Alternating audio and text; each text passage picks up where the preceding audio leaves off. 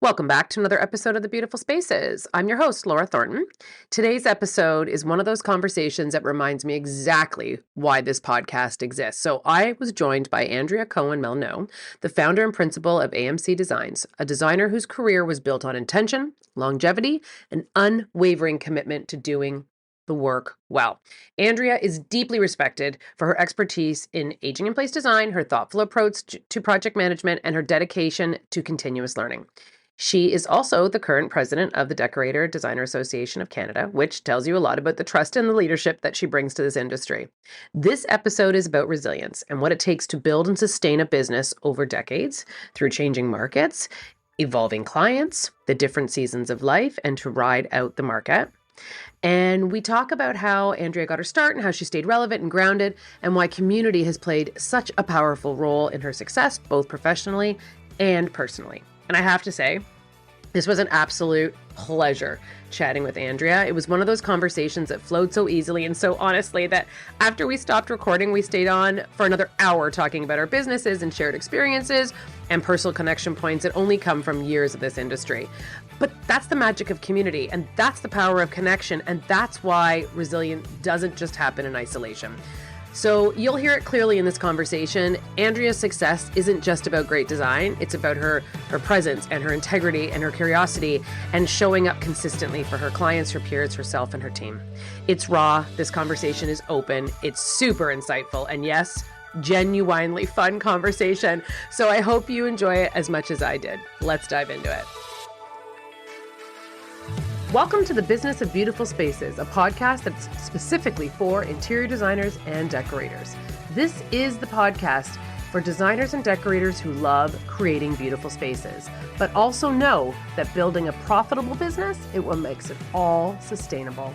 Hi, I'm Laura Thornton, and after nearly 30 years in the interior design industry and building a 7-figure design firm, I know firsthand how lonely it can feel running your own business.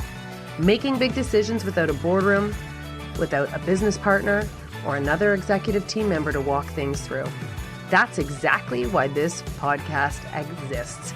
Think of me as your interior design bestie, the place you come for honest conversations, real action items, and a clear to-do list that you can apply today to move the needle forward and improve your bottom line.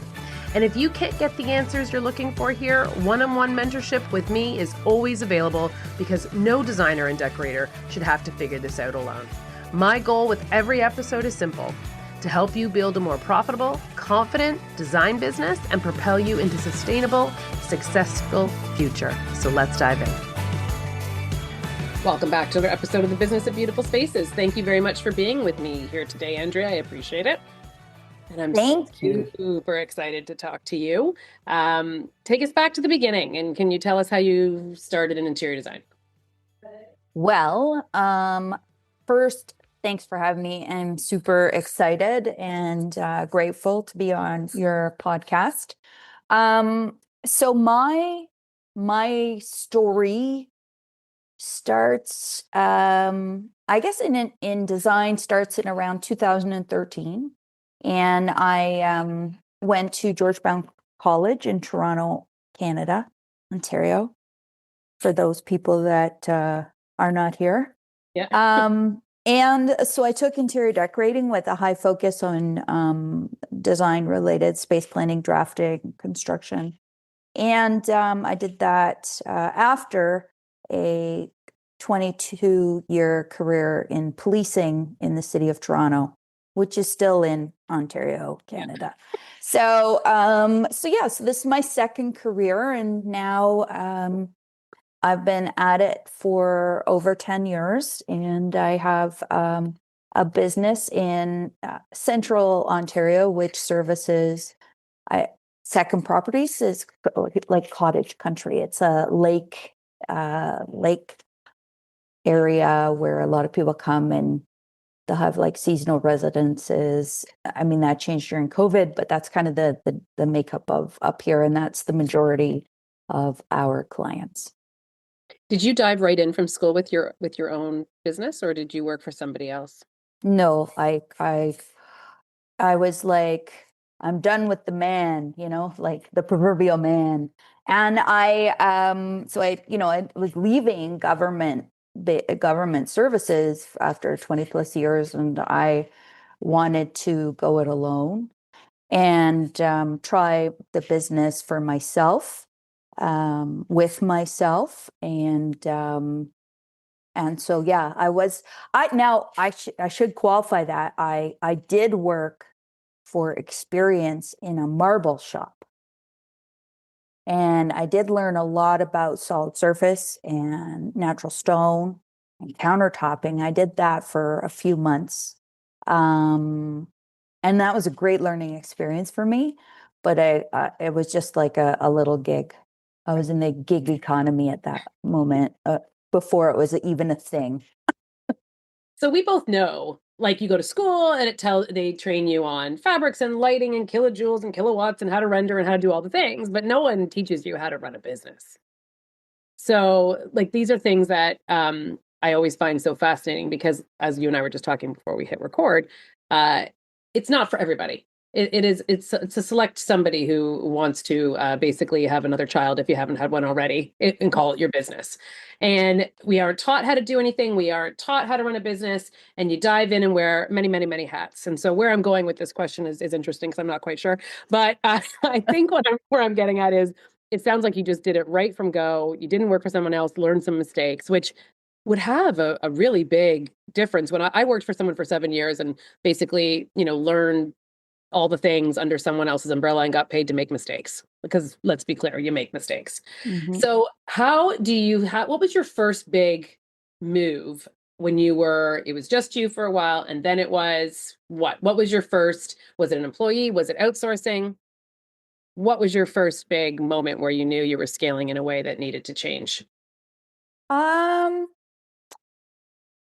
so I was still living in Toronto. So I grew up in this small town, which is where I operate now. And I left to go to the big city to get a job, which was in policing.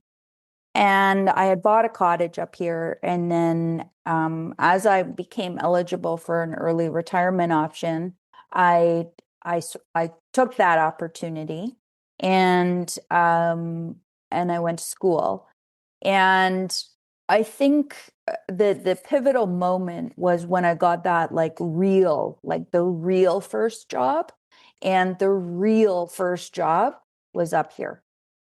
And that was when I realized that I was either in or I was out, right? I had been doing to build my experience. I had done all those things that other um, professionals had said. I took jobs. I did work for my friends. I worked for free. I bought a spec property. Like I did all these things so that I could understand process, order of operations, costs, like all those types of really important things. But then I got a real client, and it was at that time, over 10 years ago, it was about $175,000 job.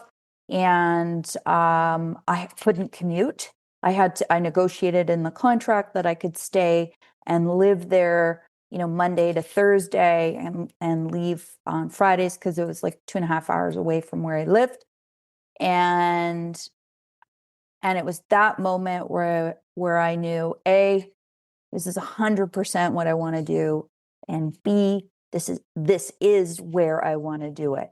Mm. And so at that moment, I got commercial space. I rented like this shitty little studio area in the basement of a commercial building. Um, I started a nest. I made some investments.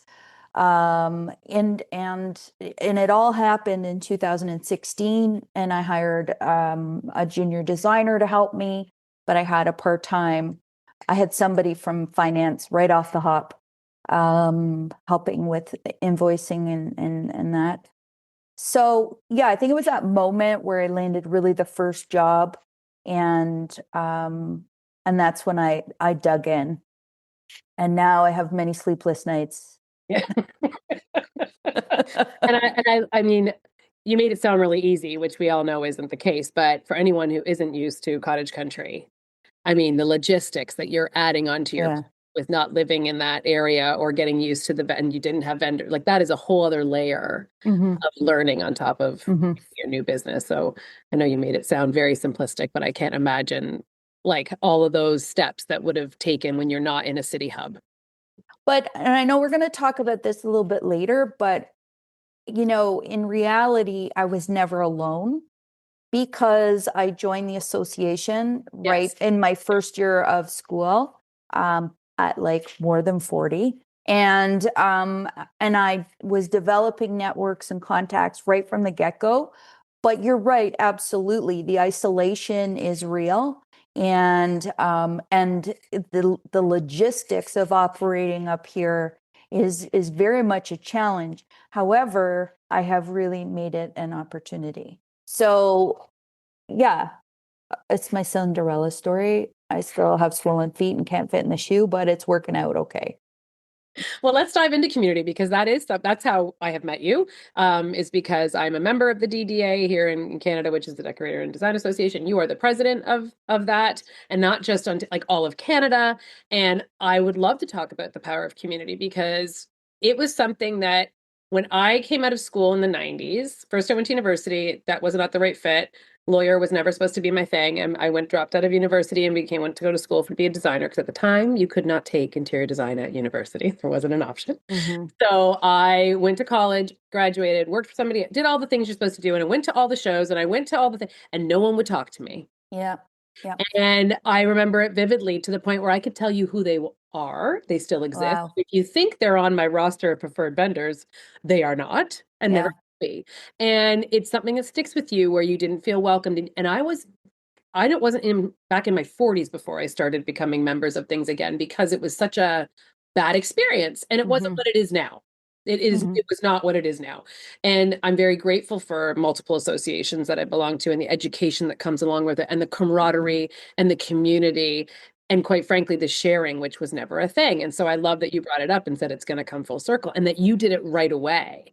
Hmm. I was almost 2 decades in before I thought I'm going to dip my toe back into this and realized how Hmm. fabulous it was because I was scared away at a young age. And I'm glad that we have these things and people who are investing and giving back. And so I do want to have that moment where we talk about that continuing your learning and community. And I know we jumped, so now it's not leading into it as fluidly as I would like. That's okay. But how did you even A, find out about it, and B, what made you become a member right away? Okay, I found out about it in my first class at school, color Mm. theory. The instructor talked about it right off the hop. And, in my previous life in policing, I was a member of the association there. And I was like, it's mandatory actually for the Police Act that you have to join your association. Yeah, you have like all sworn officers have to be members in Ontario, anyways. And but then I also got involved and I volunteered, and I was a shop steward. Now, the association of DDA is very different than, so at that time I belonged to the Toronto Police Association, but I understood I understood from my time there that this is a really important organization and that I needed to be a part of it because irrespective of the culture of the association, which you were really sort of talking about there, um, the association it does a lot more um, that we don't really know about, and a lot of that has to do with lobbying government, and we don't see that as general members, but it's a really big deal. And fighting for, and certainly in my first term as president, we lobbied the Ontario government on behalf of the Ontario members to ensure that our members could practice the way that that they knew, because there were other threatening associations who I'm not going to mention, Yep. um, trying to change that and our position was that it was monopolistic. And so we went to the Attorney General, we went to the Municipal Housing and Affairs. And so like, like the membership doesn't know about all this, right? Like you probably had no idea. You're And right. unless you were reading the communications that were coming out at the time, and if you were even a member then, you wouldn't know that that is something that we do. And we have to respond, and we've been responding across the, Canada, certainly in the prairies where the government has engaged us more and asked us, hey, what do you think about this? And so we represent the body. So that's really important. And I wanted to be a part of that. And I understood that that is a role that a professional association would play. But I also understood, because let's face it, this is, about making money. I also understood that pretty much every single one of my clients is a member of their professional association. And so, takes one to know one, if you will. And I wanted to be as committed to being professional as, say, my preferred clients were, whether they're part of the medical association or the bar association or whatever it is. They too are members of their community, and that's important. Now, in my capacity as national chair or president, certainly I feel that it's important to me that the leadership style that I bring encourages a community a culture that does all those things that you talked about, that tells the truth, that is open and shares, and prefers really collaboration over competition. Because, Laura, I don't know if this is going to knock you over, but there's a bit of ego in this industry. You probably didn't know that. Yeah. Yeah. But it's true, right? So, and with that ego and with that, and I have one, like, I'm not saying I don't have one, but with that ego, there can be some real protectionist attitudes. And you know what? And even in this tough climate, there's enough work to go around. And even if that work is coming from one of your colleagues. So I really want to encourage that type in my role. I want to encourage that type of culture in the whole, in the whole, in the whole world. No, not in the whole world, but like in Canada, in our industry, and certainly for our members. So. And that is showing, I have to tell you, it's transcendent. Like I feel that when I'm at events, I feel that through our, correspondence, which I know it sounds like we're trying to sell the DDA. That was not the goal of this podcast, but if somebody is somewhere else that has an association, these are the things that you can gain from it. So I urge you to look into it, because the community is like, I have met people through showing up at events. It's the same people. You end up sitting beside each other, say hello. Now you're chatting. You're going through the same things. You're having the conversations about how you've dealt with it. Now we are going to events, and now we're meeting as a group collectively after for dinner. Like, that's how it's evolved. Yeah. And you've got kind of like your own board of directors where you can throw things around. And how did you deal with this? If you had a client who was going, how do you have? So now we have people to actually have these discussions with, and you've taken that lonely, isolated individual owning a business and feeling like they're on an island 90% of the time. And now you have people that you're able to talk to that are going through literally the exact same thing you're going through, because they're entrepreneurs who own either a design or a decorating business. And that camaraderie is priceless. Totally. And you know what? In those little meetings, we're not talking about design trends, No. right? So we're actually not talking about like the creative part of our work, our business. We're talking about the brass tacks of business. Yeah. We're talking about markup and margin and risk and hiring and like nobody's actually sharing trade secrets of how you visualize space. Like, that's not what we talk about. And so, but I mean, we could, but really the supportive environment, and even if you're not an owner operator, we all want to have what we went to bed with, right? Which is a job and, like a means, all those types of things. And so as a team player, you want your business to survive. So when you wrap your head around all of these important elements of being in business, as a team player, not just the leader, it makes a difference. And as your firm may prosper, so too may you prosper, whether in compensation or even if it's benefits or security or whatever it is. So yeah, I feel really, really passionate, and I can track this company's trajectory right back to, being a part of my association. I love And that. and I absolutely, whatever I put into it, it paid me back tenfold. But I always say, I feel like it should be on my tombstone that, joining the association is like joining a gym. You can just join the gym, and if you don't go, you don't reap any benefits. But if you get involved and find a program and you participate and extend yourself, it will pay you back dividends. It's so So true. yeah, Yeah. yeah.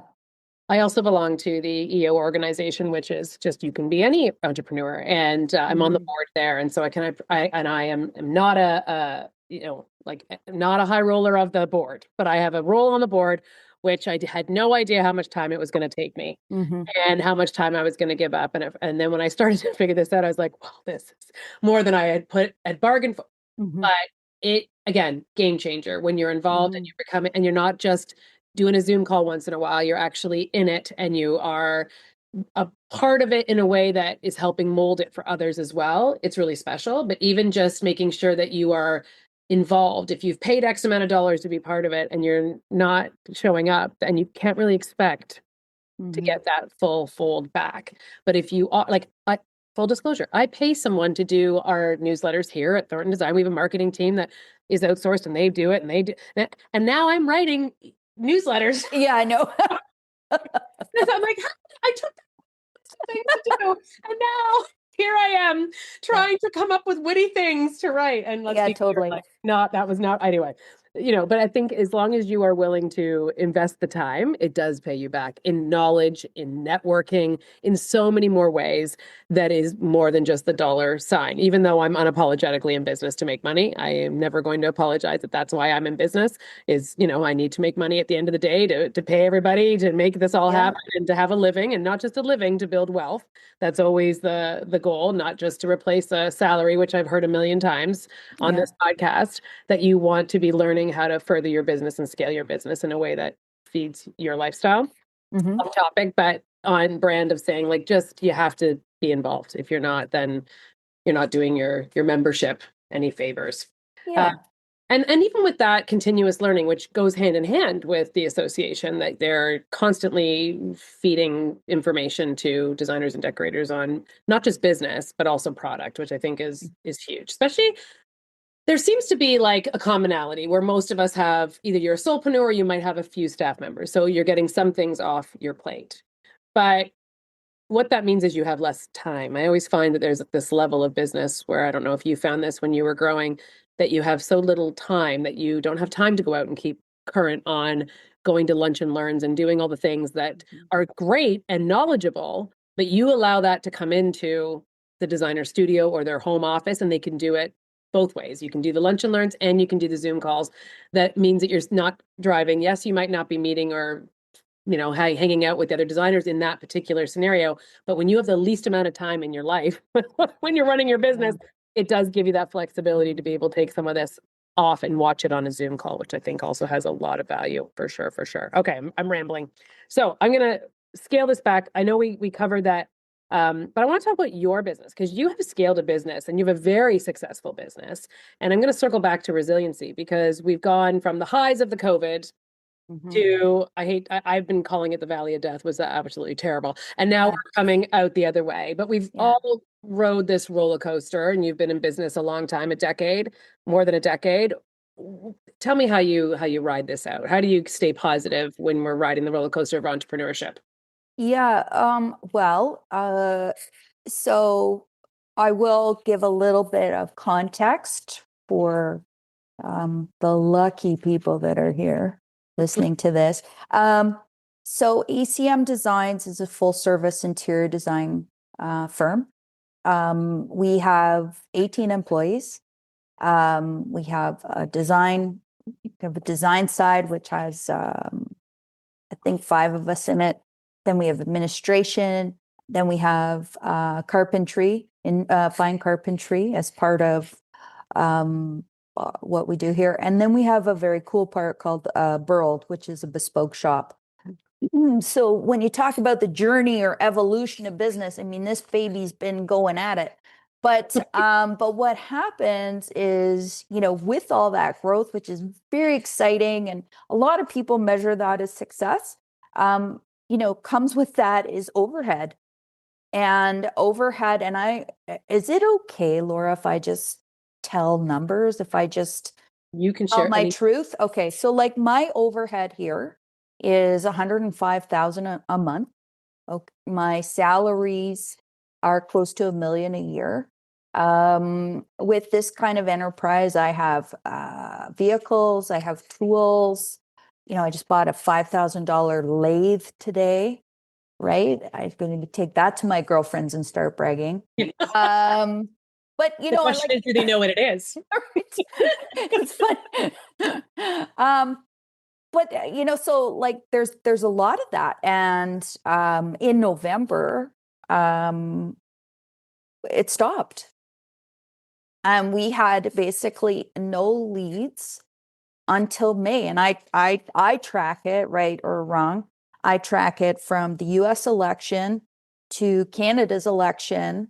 And that period of time was fucking excruciating. And like I was white knuckling it. And thank goodness, my husband and I could bankroll us, because let's be frank, overhead doesn't care if your pipeline is full or not. Like there is no flexibility there. It is what it is. And with that kind of growth comes this tremendous amount of responsibility, where I have like 18 families I need to feed, and I'm responsible for that. And that's a huge burden. So when I talk about like the community and getting through it and all that stuff, I sort of go back a little bit to that, just because one thing that was super important to me was to know that, I wasn't a financial disaster. I was not alone. There was a whole world that I knew about in this sector that was feeling the same pain. And then when tariffs came, and I had like I call it my fake heart attack in January. I started having chest pains here in the office, and the girls called the ambulance. And it was because I just didn't know. I didn't know what was going to happen. And it was my duty to, here at ACM Designs, understand so I could direct design. Do not specify that, or say to admin, tell them they only have 7 days if they want that price. Like whatever it was, to be able to manage it. And then certainly with my duties, my responsibilities with the association was to say, okay, guess what, everybody, you're also not alone, and here's some tools to try to understand it. So it was a very, very stressful time. And unfortunately for me, and I'm learning this, is that I chose to invest any profit that I had made into growth and scaling, as opposed to setting anything aside for reserves. And thank God my husband and I could manage that throughout the time. And I had some colleagues who, sort of referred a little bit of work here and there. And I had a good roster of past clients. And it sort of, actually, as we talked about it, it makes me think back to, how they say things like, a new business will make it or break it in the first 5 years. And I could see how being in that first 5 years, not making it because Leanest time. what's That's your that? leanest. Like Yeah, it's wild yeah, once you scale because you think about what yeah, you're doing in the first 5 years and you're like, but I could have weathered any storm. yeah, My overhead was nothing, like yeah, in comparison. So we listen, like this is the beauty of this whole thing. And we were talking about community. Same thing. January of last year, we were booked until March of 2026. And in 3 weeks, we lost every single contract we had. wow, yeah, Every single contract. And it was our whole arm of our renovation, like with a whole staff that went along with it that didn't yeah, have any work coming. So you, to your point, because you have a roster of past clients and we've cultivated that for a long time, yeah, instantly you're like, okay, let's send out some emails. We've never had to fill gaps. We've always yeah, had a wait. And so to go from a wait list to nothing, ego, money, like you could track where we were going to be, everything hurt. There was a yeah, lot of sleepless nights, like to your point. And this had never happened before. Everything had always been a trajectory in one direction.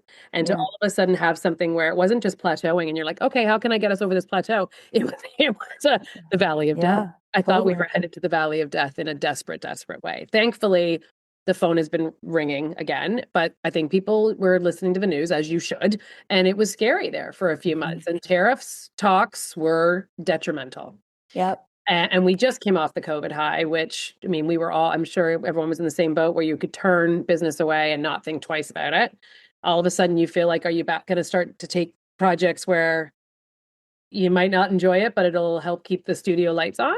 Maybe. yep, There was those moments where you're like, maybe I don't get to pick and choose anymore, and you'll do it because I have other people to feed and pay, and I am the business owner. My paycheck, it does not come unless there's money in the bank to, like, I don't get paid on Friday for sure. Everybody else yep, does. Everybody yeah, else gets paid on Friday. So just to add to your, not, no question, just adding to that whole time. I was the lady that asked you, this is the first time I met you at an event. I was the one who said, sensing the industry right now. And you were very honest about what you were going through. And that was because I needed somebody else to tell me that they were yeah, at the, equal scale in terms of like business and staff. And like you wanted someone else who wasn't just, not just, that's not the right verbiage, but when I had my home office, I didn't have to worry about a studio, like rent, and I didn't have to worry about the insurance on the building. I didn't have to worry about like all the things that came along yeah. with that, right? I think that the term you're looking for is that there's equal skin in the game. Yeah, the Yeah, scale. like our skin is is weathered and thin right now, but we still have it. And but yeah, I mean, it's a like we're a multi-million-dollar business in revenue, but none of that, that doesn't translate to profit when you are just getting by, like just covering your overhead. And again, like it's moments like this, Laura, like in your podcast where we talk this candidly about it. And it's so important for anybody that's a part of the industry to know, you know, uh, I mean, you're sharing with them, we're sharing today about they aren't alone.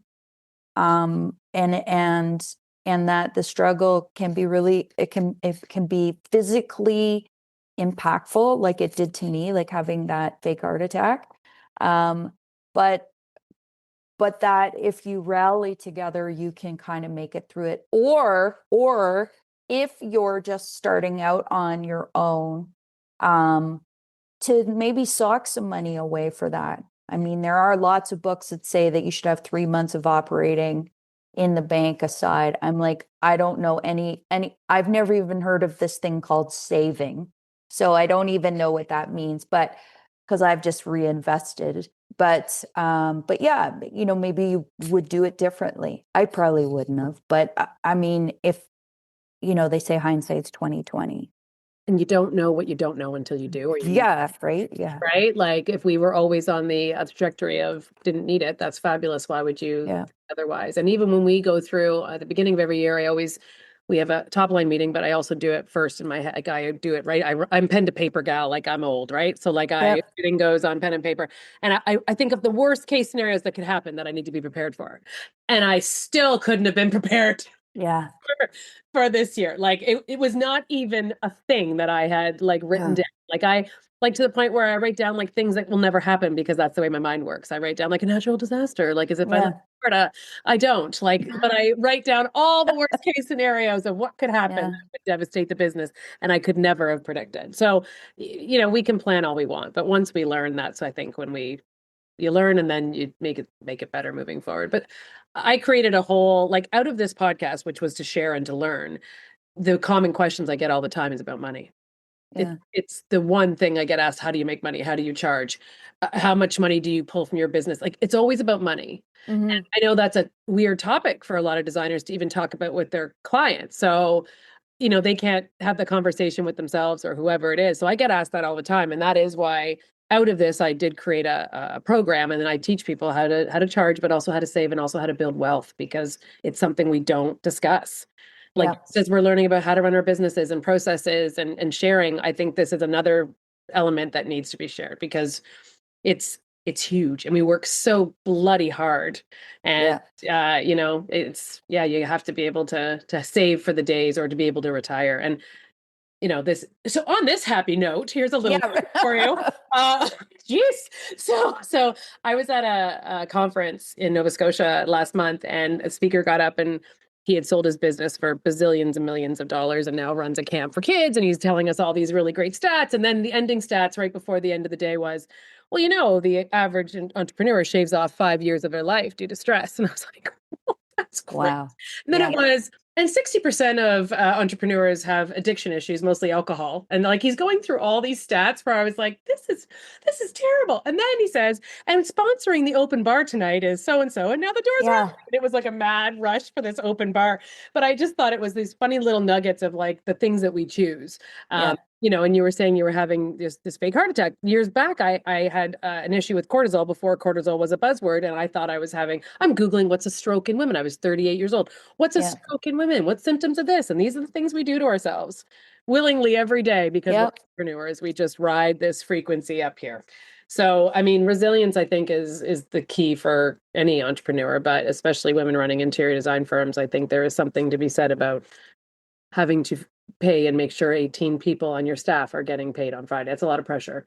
Yeah, it is. And I mean, like even in the best of times, I mean, cash is king, right? Cash flow is what keeps you up at night. Well, during that period of time, I remember just going to bed and saying, okay, I don't know, like there's nothing I can do about a world economic war. There's nothing I can do about that.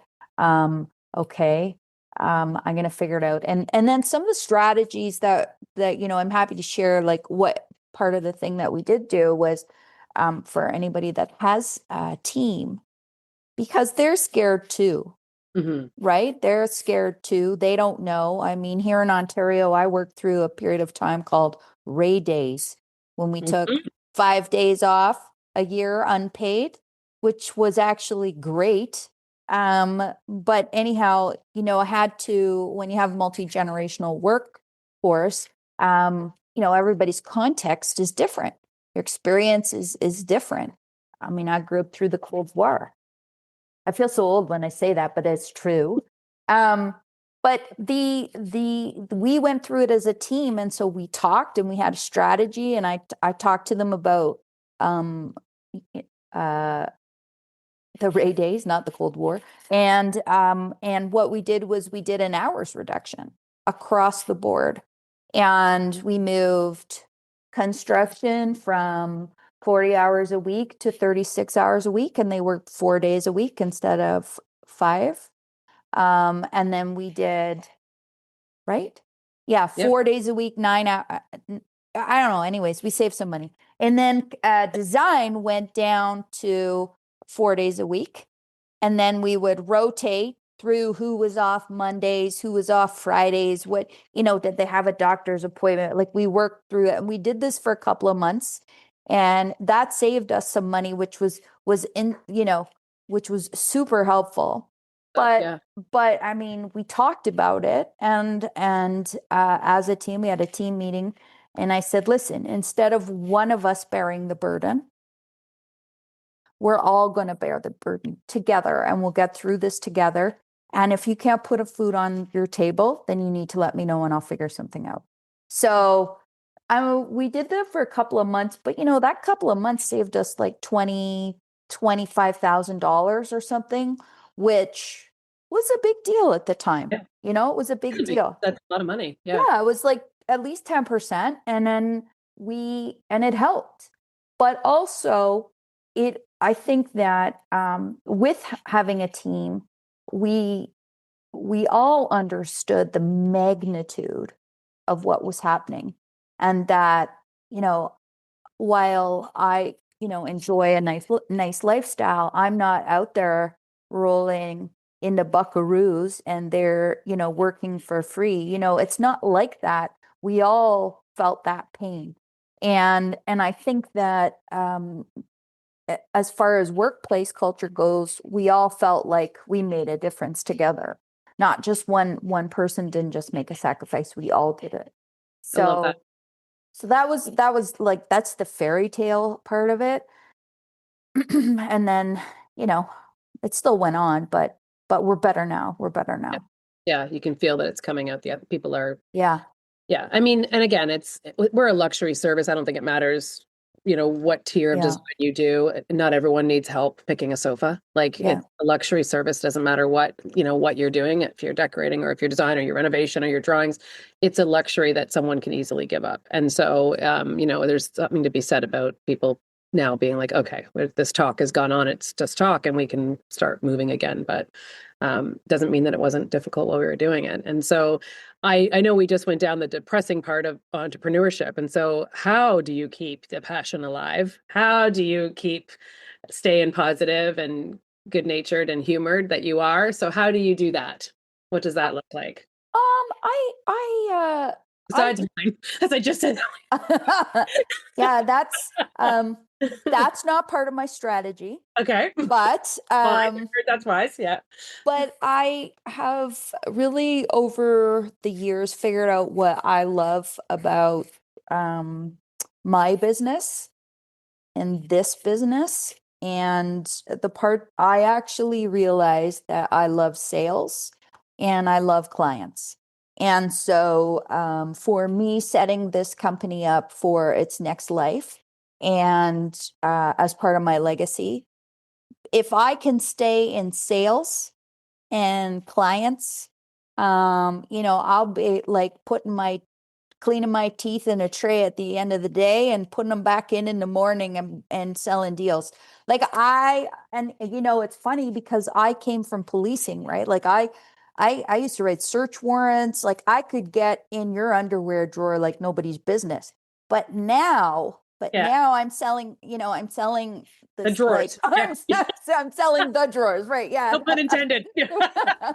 so Yeah. like that, all that learning has been amazing. And I also feel like, having come from the sector that I came from, nobody ever called the police when like there was like, hey, things are great, come Yeah. on over. It's like, no, it's like a bad story, and like a really bad story. So I'm enjoying that part.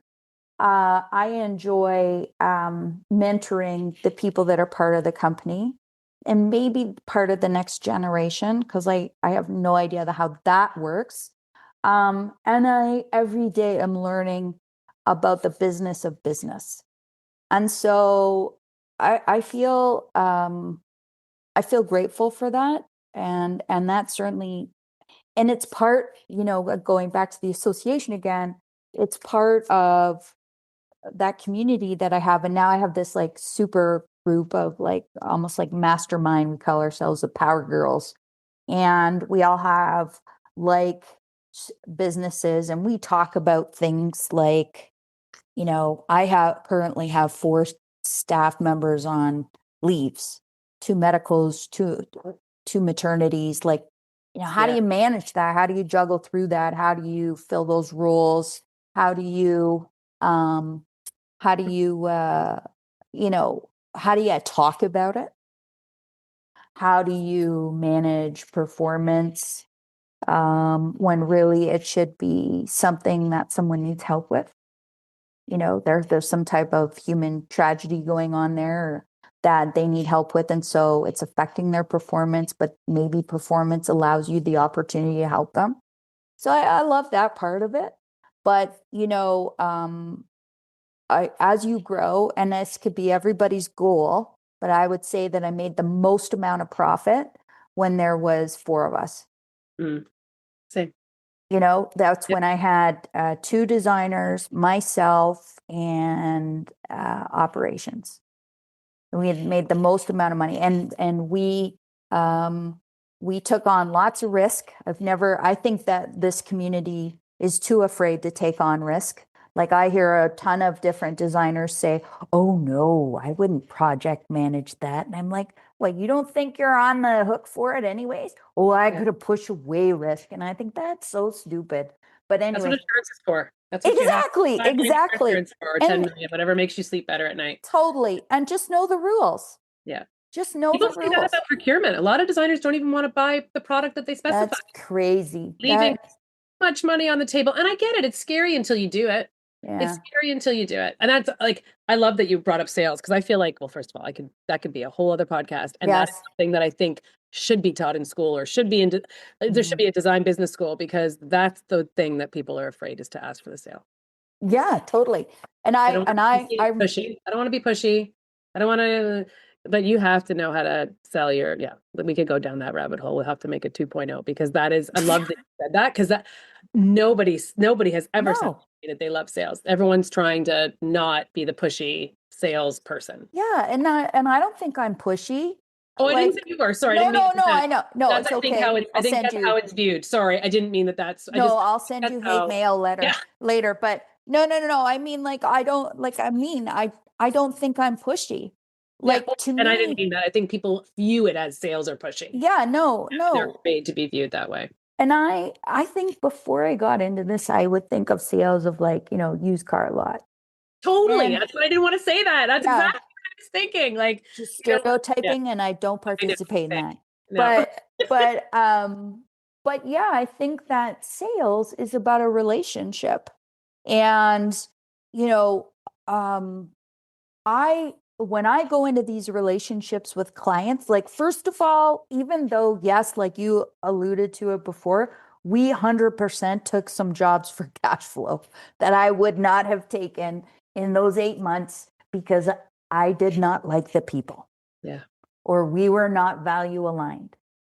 But and I don't have a minimum on projects. Like I decide projects based on the personality. Are we going to work well together? Would I want to go have a coffee with you?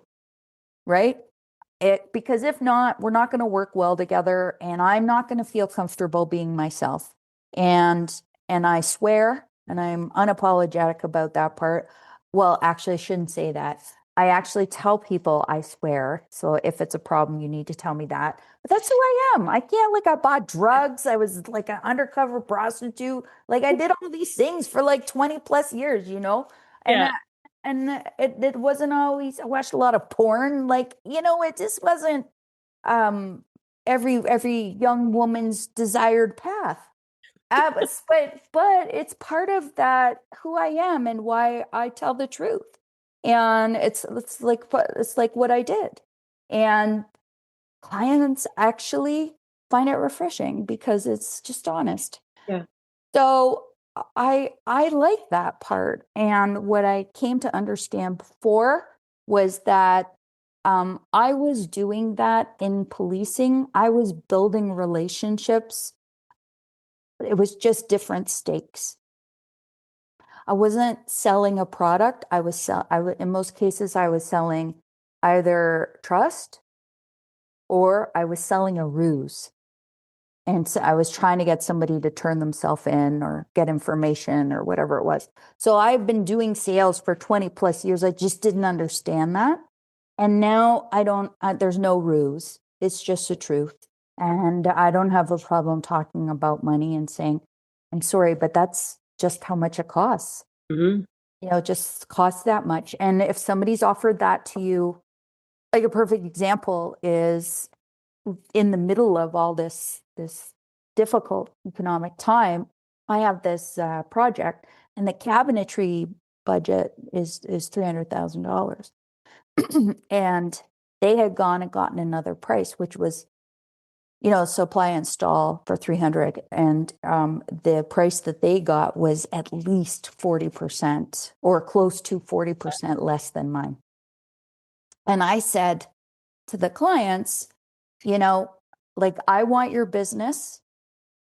I can definitely adjust my price, but I'm afraid I said, first of all, it will not be to that. And I would be concerned that if you entered into a contract on that price point, either A, you are going to get multiple invoices later because they didn't factor in all these things, like how far it is, da, da, da. But also, more importantly, I think you'd lose your deposit. Because anybody that's pricing this product out, and if they're saying it's the same quality, they're going to lose their shirt. They're not good in business, and they're going to go bankrupt in this economic time. And I was that candid. And guess what? I got that job. Yeah. And I didn't give up all the profit that, was on the table, but I told the truth. Yeah. And our clients, that's our job, right? Yeah. That's our job, is to make sure we know that can't be touched. There's a problem. That's a red flag. Totally. Yeah. And just like, and guess what? I said, listen, I want, I love a good deal just like the next person, but I don't want to get screwed either. Yeah. For the sake of saving money to then, like, how much more expensive is that then? So anyways, but yeah. Wild. I know we could have like 5 more podcast visits. I think we could. I know my brain is like exploding over here. I'm trying to stay in my lane. Stay over here. The car is trying to. I listen to. I love listening to podcasts, and I love my drive around where I live is usually a minimum 20 minutes, and it's like a real minimum. It's like a real 20 minutes. It's not like 2 kilometers, it takes 20 minutes. Toronto 20. Yeah, exactly. But when I exactly, when I drive to Toronto, which is usually 2.5 to 3 hours, when I get into like a good podcast and I start to listen to these things and think, man, I should implement that in my business, or I should look at that with a different lens. And I find it so inspiring, and like, you get these aha moments. So I really applaud you for doing this. And of course, you obviously have incredible taste in guests, because I'm here. I can only imagine the caliber of the other guests that you have. But yeah, thank you for doing this. I think it's really important for us to hear from others that it's not all success, like, it's not all, I won this award, and I'm published in this magazine and all this jazz. Like, yeah, that's great. That's are nice, but the real life is what people want to. Yeah, the connection is there. And I thank you for doing it, because I did tell you at the beginning, we try and stay into 30 minutes, and we're an hour. So that just flew by. And oh, sorry. Don't be, it's totally my fault. And I honestly, like, I could ask you a million more questions. So thank you for doing this. I really appreciate it. Before we sign off, will you tell everybody who's listening where they can find you and follow you? Oh, sure. I have an account on OnlyFans. Actually, I don't really. So it's you could, though. It's a whole other revenue stream. Your accountant's like, what's happening over here? Take anything right now. No. So my business is ACM Designs, and we're in Halberton, Ontario, and we have an Instagram. And just so you know, like you talked about, I have a full-time marketing coordinator, but we have Instagram and Facebook, and I'm on LinkedIn. I use my stage name, also known as my real name, Andria Cowan. And but I would encourage any listener to really investigate their association, wherever they are, if they're in the United States or in another part of this world that's not in North America, to look into it and just ask about some of that stuff, because I think that when we go through these tough times, and even when we're celebrating the great ones, the fact that you and I got to meet, we met through the association, Totally. you Yeah. know, and there might be a time where you want to call me and ask me a question about, like, you're designing up in this area or in another area, and you want to know about septic systems, or do I know somebody that barges, or whatever it is. And when you create that opportunity to have those conversations, I think it's really, really important. So I'm glad you talked about it, and I got to talk about it a little bit, because I don't know if you sense this, Laura, but I am a bit passionate about the association. Yep. So yeah, I would encourage everybody to look into that wherever you are. And I mean, like, what, in North America, we're members of NKBA. I'm sure you are too, and NAHB for our aging in place. And so yeah, lots of associations Yeah. that really It's bring worth value. it. Yeah, For I think sure. so too.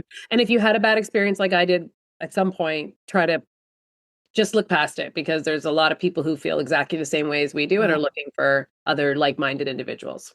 Yeah. Yep. Yeah. And things change, Yeah, right? exactly. Thank Like, God. yeah. Thank Well, I goodness. don't know. I don't know. Menopause is, I'm not enjoying that Okay, change well, anytime. That's that's a another different podcast. association. Well, thank you. I can't say thank you enough for your time and your candidness. It's really appreciated. Thank you. Thank you.